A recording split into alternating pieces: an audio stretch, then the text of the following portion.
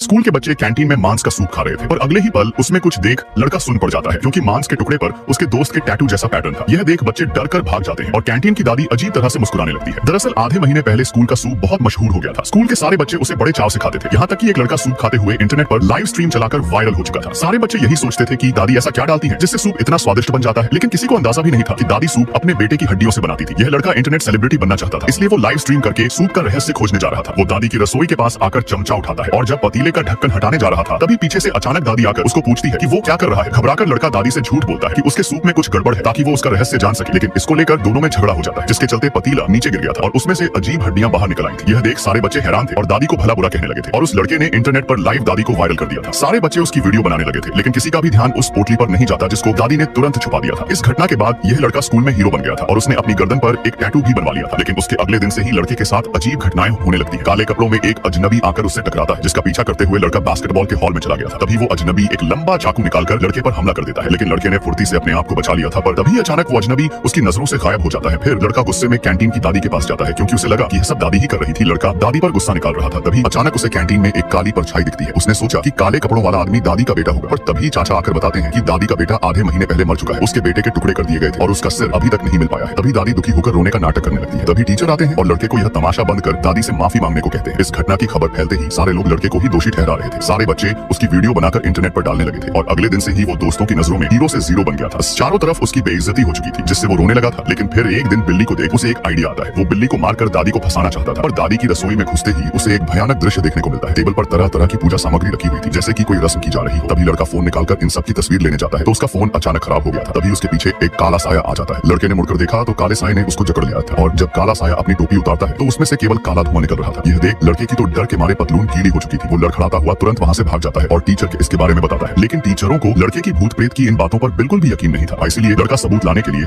अकेला वापस दादी की रसोई में एक चाकू लेकर जाता है। उसे टेबल पर एक पोटली नजर आती है और जब उसने पोटली को खोलकर देखा तो उसके होश उड़ जाते हैं क्योंकि पोटली में दादी के बेटे का सर था। यह देख उसे दादी के सूप का असली रहस्य समझ आ जाता है कि दादी अपने बेटे की हड्डियों का सूप सबको खिला रही थी। लड़के का तो माथा ही घूम चुका था। तभी दादी प्रकट होती है। लड़का डरते हुए उससे जान की भीख मांग रहा था, लेकिन क्रूर दादी ने लड़के का सूप बनाकर अगले दिन बच्चों को खाने के लिए दे दिया था और जब लड़के को कटोरे में मांस के टुकड़े पर उसके दोस्त की गर्दन का टैटू मिलता है तो उनकी हालत खराब हो चुकी थी।